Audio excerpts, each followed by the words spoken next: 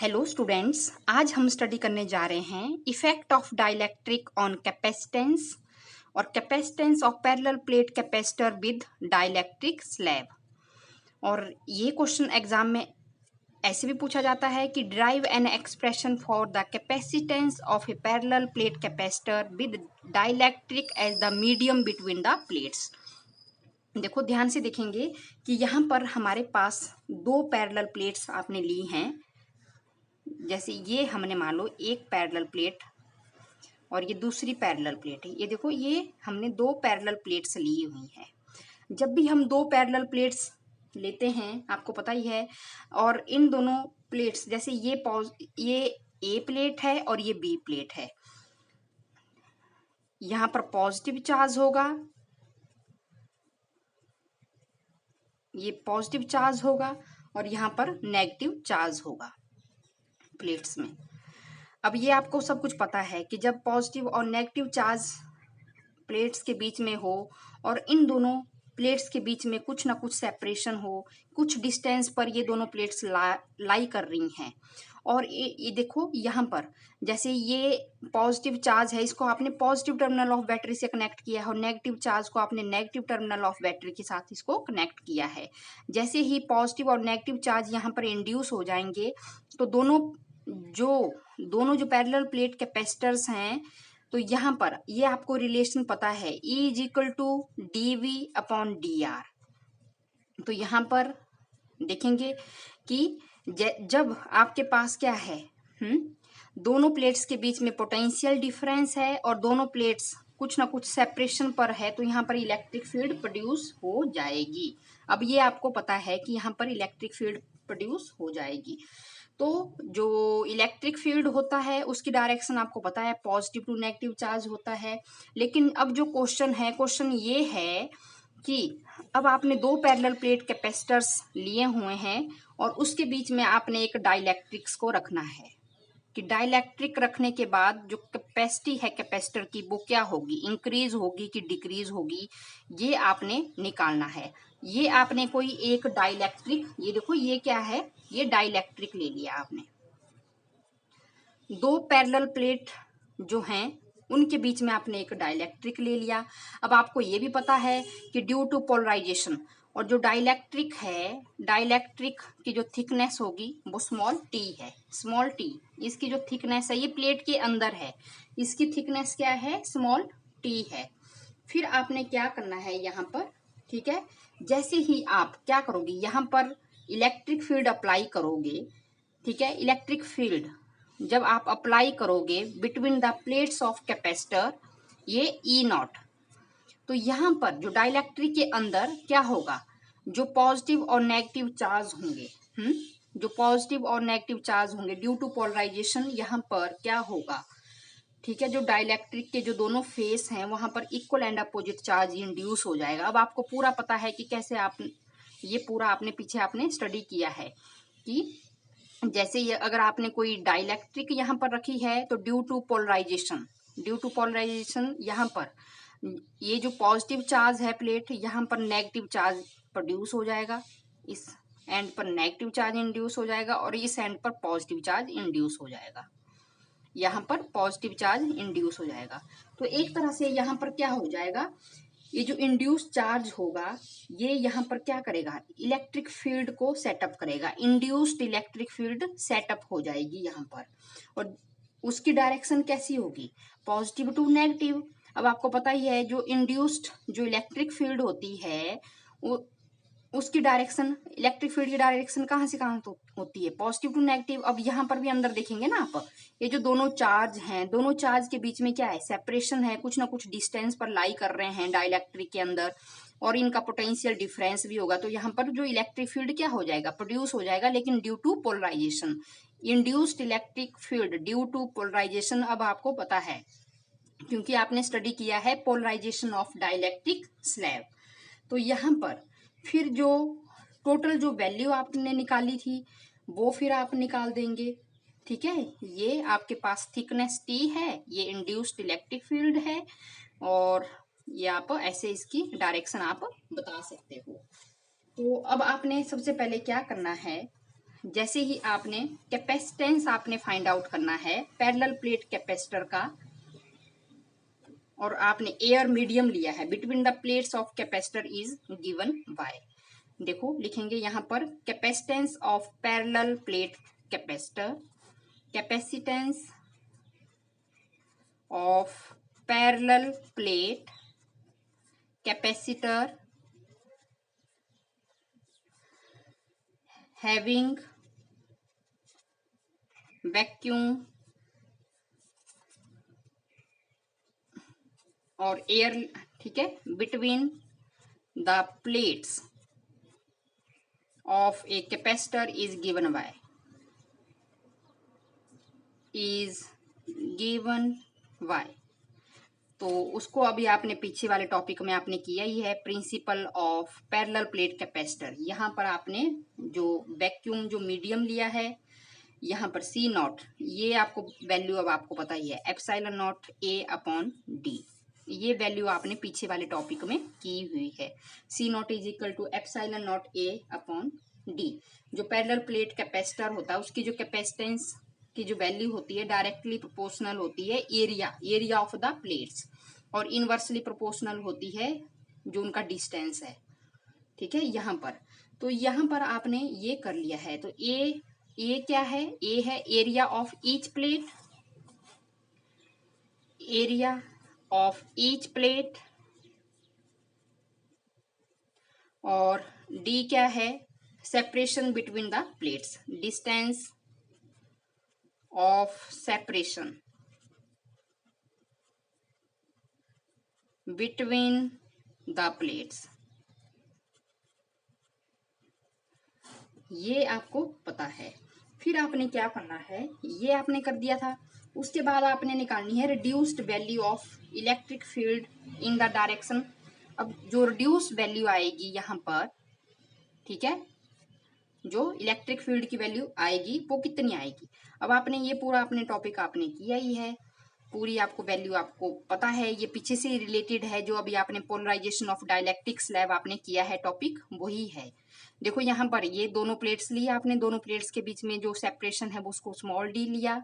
यहाँ पर एक आपने डाइलेक्ट्रिक लिया, डाइलेक्ट्रिक के बीच की जो थिकनेस है वो स्मॉल टी है, तो जो वैल्यू आएगी आपके पास ये आपने ले लिया C naught epsilon naught A upon D.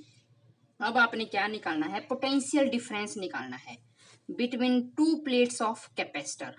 Therefore जो आपने निकालना है potential difference, potential difference between the two plates of the capacitor is given by. देखो यहां पर देखेंगे पोटेंशियल, अब देखो पोटेंशियल जो टोटल पोटेंशियल आएगा हमारे पास वो एक पोटेंशियल यहां पर आएगा, जैसे जो एयर गैप है यहाँ पर, एयर गैप, ये जो पॉजिटिव चार्ज है ना, पोटेंशियल डिफरेंस एक एयर गैप की वजह से आएगा पोटेंशियल, हाँ, ड्यू टू एयर गैप, यहाँ पर भी और यहाँ पर भी ये एयर गैप आपको दिख रहा है दोनों प्लेट्स के बीच में, यहाँ पर एयर जो मीडियम है ना, यहाँ पर ए प्लेट में भी तो बी में भी ये दिख रहा है। और एक पोटेंशियल आपके पास आएगा डाइलेक्ट्रिक स्लैब की वजह से, ठीक है, potential due to dielectric slab. तो जो टोटल पोटेंशियल, एक पोटेंशियल आपका आएगा एयर मीडियम की वजह से और एक आएगा आपके पास डाइलेक्ट्रिक स्लैब की वजह से। ये आपके पास मैंने बता दिया, ये क्या है, ये आपने डाइलेक्ट्रिक स्लैब ली हुई है, जो पैरेलल प्लेट्स, दो प्लेट्स हैं उनके जो बीच में है, ये प्लेट्स हैं आपकी, प्लेट्स ए और प्लेट्स बी, ये प्लेट ए है और एक प्लेट बी है। तो ये मैंने आपको बता दिया, ये स्मॉल टी ये थिकनेस है प्लेट की, और ये जो डी लिया है मैंने स्मॉल डी, ये दोनों जो प्लेट्स हैं उन दोनों के बीच का सेपरेशन है। तो जो टोटल जो पोटेंशियल की वैल्यू आएगी यहाँ पर, तो टोटल पोटेंशियल की वैल्यू कितनी आएगी बच्चों, देखेंगे वो आपके पास आएगी, टोटल जो पोटेंशियल की वैल्यू आएगी हमारे पास V is equal to V1 plus V2। मतलब सबसे पहले potential due to air gap, potential due to air gap plus potential due to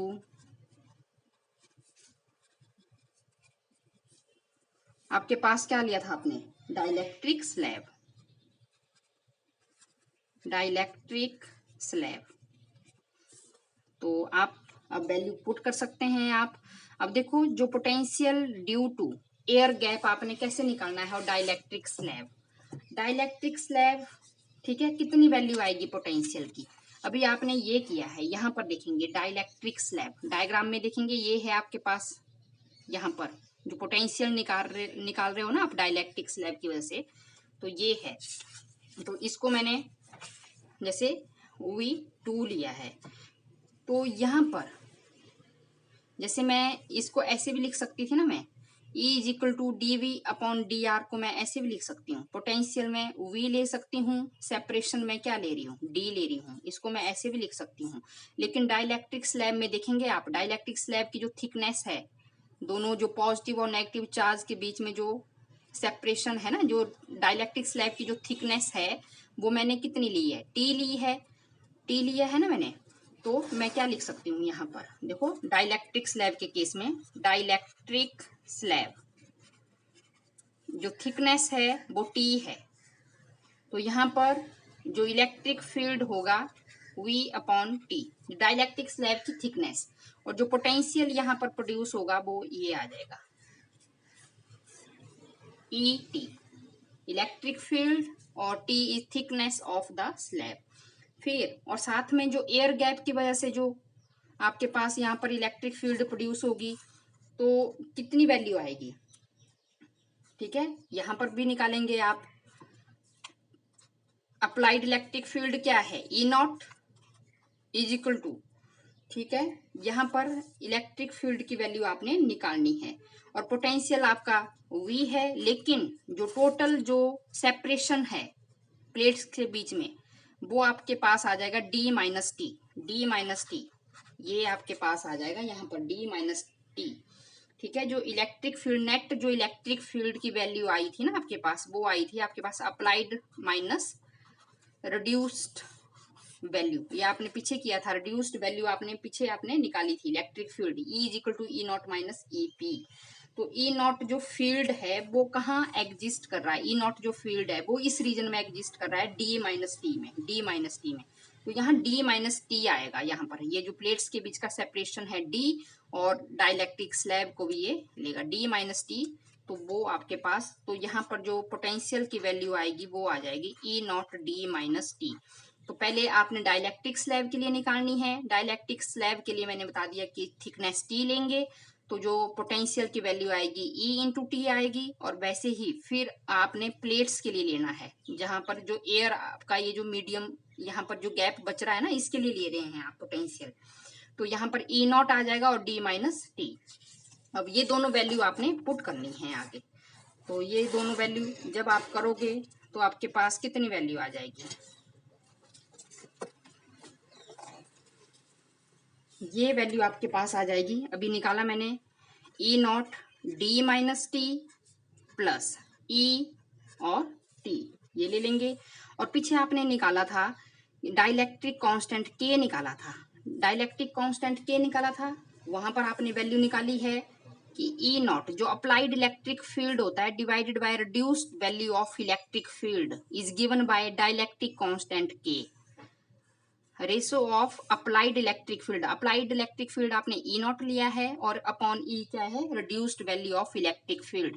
तो यहाँ से आप E की वैल्यू भी आप निकाल सकते हो, E की वैल्यू कितनी आ जाएगी यहाँ से, E0 अपॉन K, ये आपके पास वैल्यू आ जाएगी E0 अपॉन K। फिर यहाँ पर आपने वैल्यू पुट कर देनी है ऊपर, ये जैसे ये इसको फर्स्ट इक्वेशन आप लिख दो, तो ये आपके पास आ जाएगा E0 और D-T प्लस E की जगह आपने क्या लिखना है, E0 अपॉन K और T, ये लिख देंगे। फिर यहाँ पर भी E0 आ गया, यहाँ पर भी E0 को क्या ले लेंगे, कैंसल, सॉरी कॉमन ले लो बाहर इसको, कॉमन ले लेंगे ना बाहर, ई नॉट यहाँ पर भी है और ई नॉट यहाँ पर भी है, तो कितनी वैल्यू आ जाएगी, डी माइनस टी आ जाएगी प्लस टी अपॉन के, ये आपके पास आ जाएगी वैल्यू। और फिर आपको पता ही है कि जब भी आप इलेक्ट्रिक फील्ड इंटेंसिटी की वैल्यू निकालते हो, इन दिस केस कैपेसिटर के केस में आप क्या वैल्यू लेते हो, सिग्मा अपॉन एप्सिलॉन नॉट। अब ये आपको पता ही है, जो सरफेस पर जो चार्ज डेंसिटी आपकी लाई कर रही है वो सिग्मा अपॉन एप्सिलॉन नॉट आप लेते हो कैपेसिटर के केस में। और सिग्मा क्या होता है, सिग्मा होता है charge per unit area, charge surface charge density, जो सरफेस पर लाई कर रहा है चार्ज, जो प्लेट के सरफेस के ऊपर, चार्ज पर यूनिट एरिया आप लेते हैं। चार्ज क्या है आपके पास, क्यू है और ये एरिया है, तो यहाँ पर ई नॉट की वैल्यू कितनी आ जाएगी, सिग्मा की जगह आप क्यू पुट कर देंगे, ए एप्सिलॉन नॉट, ये आपके पास वैल्यू आ जाएगी। फिर इसी वैल्यू को आपने इक्वेशन नंबर 1 में पुट करना है, जो भी आपने यहाँ पर ये ई नॉट की वैल्यू यहाँ पुट कर दो, पुट इन टू, तो कितनी वैल्यू आ जाएगी पोटेंशियल की आपके पास, यहाँ पर आप ई नॉट की जगह Q upon A epsilon not ले लेंगे, ए एप्सिलॉन नॉट ले लेंगे, और ये D minus T plus T upon के, ये आपके पास इतनी वैल्यू आ जाएगी। अब आपके पास पोटेंशियल की वैल्यू आपने निकाल दी है, जैसे ये पोटेंशियल की वैल्यू आपने निकाल दी, इसको आप इक्वेशन नंबर 3 दे दीजिए। और फिर आपने क्या करना है, आपको पता ही है कि जो कैपेसिटेंस होता है कैपेसिटर की वैल्यू वो कितनी होती है, क्यू अपॉन वी, ये आपको पता ही है। तो यहाँ पर आपने फिर वैल्यू क्यू अपॉन पोटेंशियल की जगह आपने वैल्यू पुट कर देनी है, ठीक है, Q upon A epsilon not, और अंदर क्या आ जाएगा, D minus T plus T upon के, ये आपके पास आ जाएगा। और आगे आपने कैसे करना है इसको, जो टर्म आपके पास कैंसिल हो रही है, क्यू से क्यू आप कैंसिल कर लेंगे, तो ये एप्सिलॉन नॉट ऊपर चला जाएगा, तो यहाँ पर कितना आ जाएगा, एप्सिलॉन नॉट ए, एप्सिलॉन नॉट ए, फिर नीचे क्या वैल्यू आ जाएगी, डी माइनस टी, क्यू से क्यू आपने कैंसिल कर दिया, तो नीचे आपके पास क्या वैल्यू आ जाएगी, ये आ जाएगी D minus T plus T upon के। अब यहाँ तक आपको समझ आ गया होगा, तो यहाँ से आपने ये वैल्यू निकाल दिया, ए एप्सिलॉन नॉट, और यहाँ से आप क्या कर सकते हो आगे भी, यहाँ से डी अगर कॉमन ले लूँ मैं, डी अगर कॉमन ले लूँ तो मेरे पास क्या वैल्यू आ जाएगी, यहाँ पर 1 minus T upon D plus T upon D के, क्योंकि मैंने यहाँ से मैंने डी को कॉमन लिया, बाहर ले लिया है, तो जैसे आप इसको मल्टीप्लाई भी होगा यहाँ पर और डिवाइड भी होगा, तो ये इसको टी अपॉन डी के, इसको आप ऐसे अरेंज कर देंगे। ये मान लो आपके पास इक्वेशन नंबर 4 आ जाएगी। तो फिर आपने क्या करना है, डिवाइड करना है, डिवाइड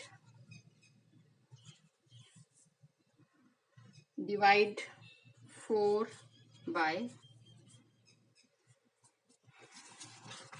इसको आपने फर्स्ट इक्वेशन देना है, यहाँ पर ये फर्स्ट है, फर्स्ट इक्वेशन ये है आपके पास फर्स्ट, इसको आप सेकंड दे दीजिए, इसको आप थर्ड दे दीजिए, और इसको चाहे आप रहने दीजिए, और इसको आप 4 और इसको 5 दे दो। डिवाइड इक्वेशन नंबर 5 बाय 1, ठीक है। अब डिवाइड कर देंगे दोनों को, तो सी, ठीक है, यहाँ पर आपने डिवाइड कर देना है, और ये आपके पास A epsilon naught upon D 1 minus T upon D plus T upon D के, और डिवाइडेड बाय जो वैल्यू है सी नॉट की, epsilon naught A upon D, A epsilon naught divided by D, ये आपके पास आ जाएगी। तो जो वैल्यू आएगी ए एप्सिलॉन नॉट डी और ए एप्सिलॉन अपॉन डी, ये दोनों कैंसिल हो जाएंगे, तो आपके पास यही बचेगी टर्म फिर 1 minus T upon D plus T upon D के, ये आपके पास वैल्यू आ जाएगी। तो यहाँ से आपने ये वैल्यू निकाल दी। अगर इसको आगे भी करना चाहते हो तो इसको आगे और भी कर सकते हैं आप, कि मैं टी अपॉन डी को मैं यहाँ से भी कॉमन ले लूँ, तो यहाँ से 1 माइनस टी अपॉन डी, यहाँ पर क्या आ जाएगा -1 अपॉन के, यहाँ तक भी आप कर सकते हैं। और सी नॉट से आप इस तरफ कर देंगे इसको, मल्टीप्लाई कर देंगे 1 यहाँ पर T upon D, T upon D 1 minus 1 upon के, ये आपके पास वैल्यू आ गई। यहाँ पर 1 minus T upon D 1 minus 1 upon के। तो यहाँ से पूरा आप कर रहे हैं कि जो कैपेसिटर की जो वैल्यू है वो ग्रेटर देन सी नॉट आ रही है। देखो यहाँ पर जो अब आपने क्या बताना है कि जैसे ही आपने क्या किया, डाइलेक्ट्रिक स्लैब को आपने 2 पैरेलल प्लेट्स कैपेसिटर के बीच में आपने इसको रखा है, तो यहाँ पर इसकी कैपेसिटेंस पावर क्या हो गई, इंक्रीज हो जा रही है। ठीक है, जैसे आपने इसको डाइलेक्ट्रिक स्लैब के बीच में रखा ना पैरेलल प्लेट कैपेसिटर्स को, तो यहाँ पर इसकी जो कैपेसिटी होगी वो क्या हो जाएगी, पैरेलल प्लेट कैपेसिटर की इंक्रीज हो जाएगी। और फिर आप इसमें आगे केस भी कर सकते हैं। जैसे फर्स्ट केस मैं आपको बता रही हूँ कि अगर आप if T is equal to D, इसका मतलब क्या है कि जो थिकनेस है डाइलेक्ट्रिक स्लैब की, ठीक है, वो जो डाइलेक्ट्रिक स्लैब है वो कंप्लीटली प्लेट्स ऑफ कैपेसिटर्स के बीच में लाई कर रही है। ठीक है, T और D ये यहाँ से लेकर यहाँ तक जो डाइलेक्ट्रिक है इसी के बीच में पूरी इसी के ऊपर लाई कर रही है, मतलब जितनी यहाँ पर। तो उस केस में क्या होगा आपके पास, तो जो वैल्यू आपके पास आ जाएगी यहाँ पर T की जगह आपने D पुट कर देना है, दोनों सेम है, तो ये जो वैल्यू आपके पास आ जाएगी ना 1 माइनस 1, ये तो 0 हो जाएगा, अंदर यहाँ पर माइनस माइनस प्लस हो जाएगा और K बच जाएगा। तो ये जो वैल्यू आएगी आपके पास ये आ जाएगी C नॉट और 1 अपॉन K। तो इसका मतलब ये हुआ K C नॉट, C की वैल्यू कितनी आ जाएगी, K C नॉट, ये वैल्यू आपके पास आ जाएगी। तो आपने बताना है कि जो कैपेसिटी है पैरेलल प्लेट कैपेसिटर की वो इंक्रीज हो रही है डाइलेक्ट्रिक कांस्टेंट K की वैल्यू से। और यहाँ से आप K की वैल्यू ये भी निकाल सकते हैं C upon C not, C upon C not dielectric constant. ठीक है, ratio of capacitance of parallel plate capacitor with dielectric slab, ये डाइलेक्ट्रिक स्लैब है, between the plates of capacitor, ठीक है, divided by the parallel plate capacitor with vacuum. और ये air medium है, ये जो C की वैल्यू है ये आपकी डाइलेक्ट्रिक की और ये एयर की। तो ये आपको पता होना चाहिए कि आप ऐसे भी यहाँ से आपने बताना है कि जैसे ही अगर आप डाइलेक्ट्रिक स्लैब का आप यूज करते हो पैरेलल प्लेट कैपेसिटर्स के बीच में, तो उसकी जो कैपेसिटेंस जो पावर होती है वो इंक्रीज हो जाती है। इसको आप दोबारा से एक बार मैं आपको दोबारा से बता रही हूँ कि एग्जाम में क्वेश्चन ऐसे पूछ लिया जाता है कि एक्सप्रेशन फाइंड आउट करो, the capacitance of a parallel plate capacitor with dielectric as the medium between the plates, कि 2 पैरेलल प्लेट्स आपने ली हुई हैं और उनके बीच में जो एक डाइलेक्ट्रिक मीडियम आपने रखा हुआ है। अब यहाँ पर पैरेलल प्लेट कैपेसिटर्स आपने लिए हुए हैं, ये देखो ये पॉजिटिव प्लेट है और ये नेगेटिव प्लेट है। ठीक है, पॉजिटिव नेगेटिव प्लेट है तो आपको पता ही है ये जो रिलेशन है, ये आपको पता ही है। और इन दोनों के बीच में जो डिस्टेंस है प्लेट्स के बीच में वो D लिया आपने। और यहाँ पर जो डाइलेक्ट्रिक स्लैब जब आपने यहाँ पर इंट्रोड्यूस किया, तो जैसे ही आपने यहाँ पर अप्लाइड जो इलेक्ट्रिक फील्ड की जो वैल्यू थी वो E नॉट है बिटवीन 2 पैरेलल प्लेट्स कैपेसिटर, तो यहाँ पर जो पॉजिटिव प्लेट है वहां पर नेगेटिव चार्ज इंड्यूस हो गया और जहां नेगेटिव चार्ज है वहां पर पॉजिटिव चार्ज इंड्यूस हो गया ड्यू टू पोलराइजेशन। अब हमें पता ही है जब हमने पोलराइजेशन स्टडी किया है टॉपिक, तो इसको समझने में अब कोई प्रॉब्लम नहीं होनी चाहिए। तो यहाँ पर जो नेट जो रिड्यूस वैल्यू आती थी ना इलेक्ट्रिक फील्ड की, वो आती थी E is equal to E not minus EP due to polarisation यहाँ पर। ठीक है, यहाँ पर due to polarisation electric field induce हो जाएगी। तो जो एयर जब आपने मीडियम लिया था पैरेलल प्लेट कैपेसिटर में, तो वो वैल्यू आपके पास ये थी epsilon not A upon D। ये भी आपने पूरा एक प्रिंसिपल आपने स्टडी किया हुआ है। जब भी आपने पोटेंशियल की वैल्यू निकालनी है तो पोटेंशियल की वैल्यू यहाँ पर डाइलेक्ट्रिक का पोटेंशियल प्लस जो पैरेलल प्लेट कैपेसिटर्स हैं उन दोनों का पोटेंशियल आप ऐड करेंगे। तो यहाँ पर जो डाइलेक्ट्रिक के केस में जो पोटेंशियल की वैल्यू आएगी वो क्या आएगी, ये आ जाएगी। यहाँ पर जैसे ही इलेक्ट्रिक फील्ड अब आपको पता ही है, ये वैल्यू आपको पता ही है, E is equal to V upon D, ये आपने किया है। लेकिन यहाँ पर डाइलेक्ट्रिक स्लैब की जो थिकनेस है, पॉजिटिव और नेगेटिव चार्ज के बीच में जो सेपरेशन हमने T लिया हुआ है, तो D की जगह आप T ले लेंगे, तो पोटेंशियल की वैल्यू डाइलेक्ट्रिक स्लैब के केस में ये आ गई E इंटू टी। और जैसे ही जो यहाँ पर एयर गैप जो मीडियम है, इस केस में जो प्लेट्स आपने लिए पॉजिटिव और नेगेटिव चार्ज के बीच में, यहाँ पर जो एक आपने जो मीडियम लिया हुआ है, तो यहाँ पर अगेन वही करेंगे आप, जो अप्लाइड इलेक्ट्रिक फील्ड होगी वो E नॉट होगी, और E नॉट, ठीक है, कि जो वैल्यू होगी पोटेंशियल, और जो वैल्यू आपकी लाई करेगी वो लाई करेगी डी माइनस टी। तो ये वैल्यू आपको पता होना चाहिए, हुई डी माइनस टी, और इसको आपने एज इट इज करना है, प्लस करेंगे। फिर यहाँ से आपको पता ही है कि जो डाइलेक्ट्रिक कांस्टेंट क्या होता है, applied electric field divided by reduced value of electric field. यहाँ से reduce value of electric field E की वैल्यू आप निकाल देंगे, ई नॉट अपॉन के यहाँ पर पुट कर देंगे। ई नॉट यहाँ से कैंसिल कर लेंगे आप, सॉरी मैं दोबारा कैंसिल बोल रही हूँ, आप आउटसाइड ले लेंगे ब्रैकेट के ई नॉट आप ब्रैकेट के बाहर ले लेंगे, कॉमन ले लेंगे इसको, यहाँ भी ई नॉट है और यहाँ पर भी ई नॉट है, कॉमन ले लेंगे, तो यहाँ पर ये वैल्यू आपके पास आ जाएगी। और जब भी आप कैपेसिटर के केस में आप यहाँ पर जैसे जो चार्ज डेंसिटी है, चार्ज डेंसिटी को आप ऐसे रिप्रेजेंट करते हो, electric field surface charge density upon epsilon not, और सरफेस चार्ज डेंसिटी आपके पास चार्ज पर यूनिट एरिया होता है, और ई नॉट की जो वैल्यू आपके पास आ जाएगी वो यहाँ पर पुट कर देंगे, और फिर ये वैल्यू आप पुट कर देंगे, फिर डिवाइड करेंगे इस वैल्यू को।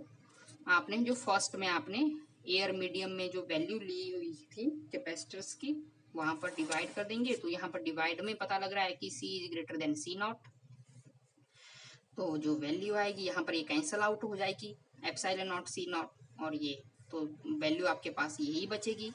तो यहीं से पता लग गया कि जो पैरेलल प्लेट कैपेसिटर है उसकी कैपेसिटेंस पावर इंक्रीज हो रही है।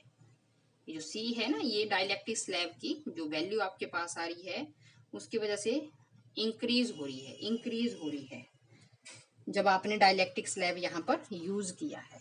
तो ये आपने इसको आपने एज इट इज करना है, और ये बिल्कुल सिंपल टॉपिक है, होप आपको समझ आ गया होगा।